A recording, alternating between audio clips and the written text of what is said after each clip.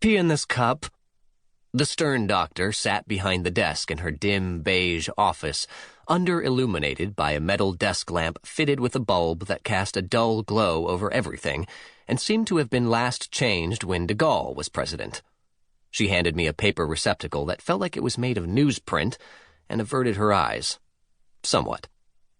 It had been 8 exasperating months since I'd signed the first promesse de vente, and finally, I was close to the day when I would sign the acte de vente, the deed to my apartment in Paris.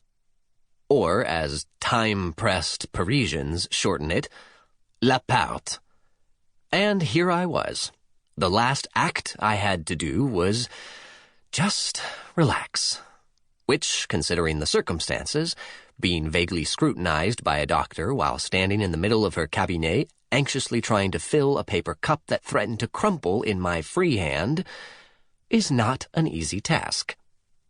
Maybe if I'd had a grand café crème beforehand, or better yet, a big glass of rosé, I thought, while she and I waited for me to breathe a shudder of relief so she could go home and I could get the final approval on my bank loan. We were in the same position.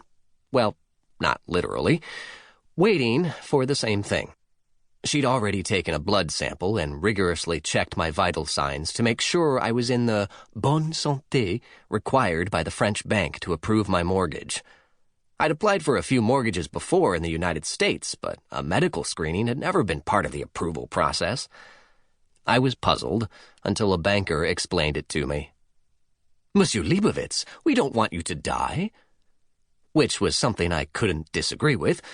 They wanted confirmation that I would live long enough to pay for the place. Later, I learned that they had good reason to worry, because that almost didn't happen.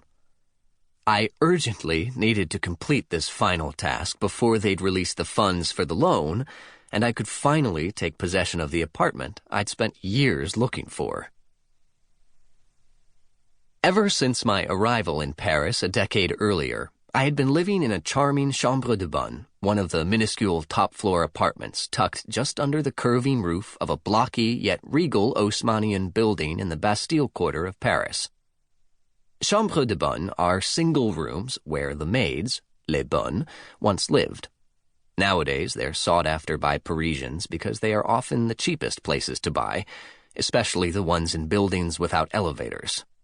Which is why you rarely see Parisians needing to engage in the unsightly spectacle of le jogging.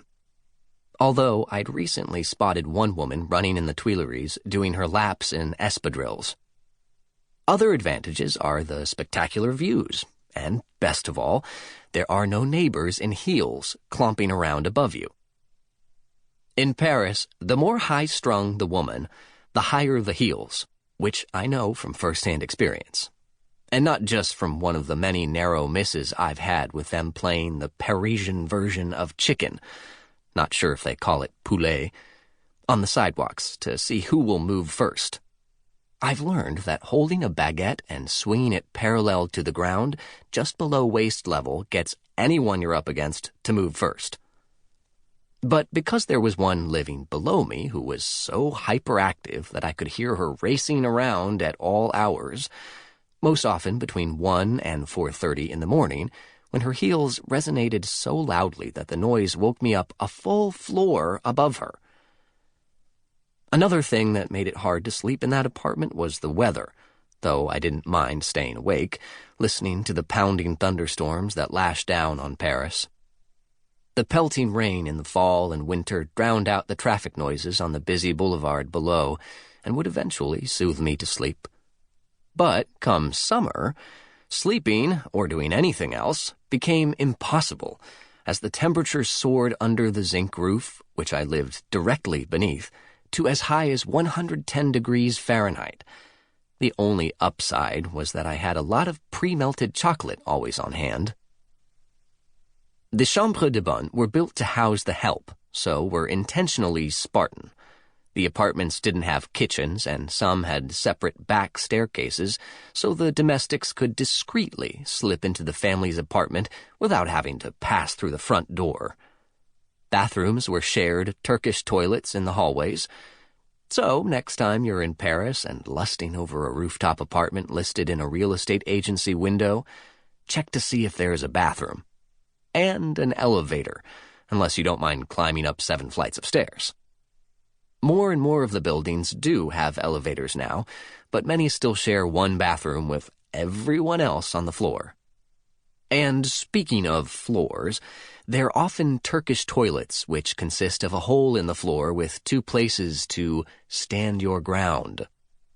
Fortunately, my landlord had previously lived in the apartment, so I wasn't sharing any bathrooms, which was good for my neighbors considering the length of time it was taking for me to finalize my real estate transaction.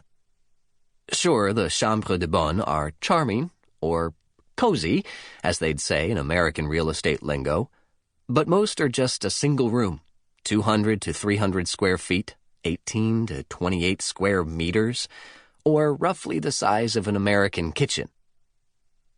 I tried to buy the apartment I had been living in because it was incredibly well situated.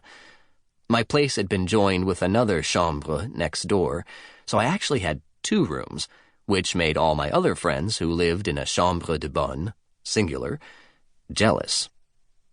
It also had a phone booth-size elevator that I took for granted, until it broke.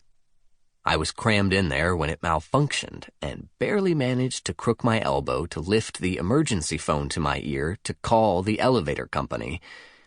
Eventually, someone picked up, but the woman on the other end told me to call back in 2 hours because all the repair people were at lunch. Then she hung up. I broke the door to get out, which I didn't get punished for, but walking up 7 flights of stairs for the next 4 months was definitely punishment enough.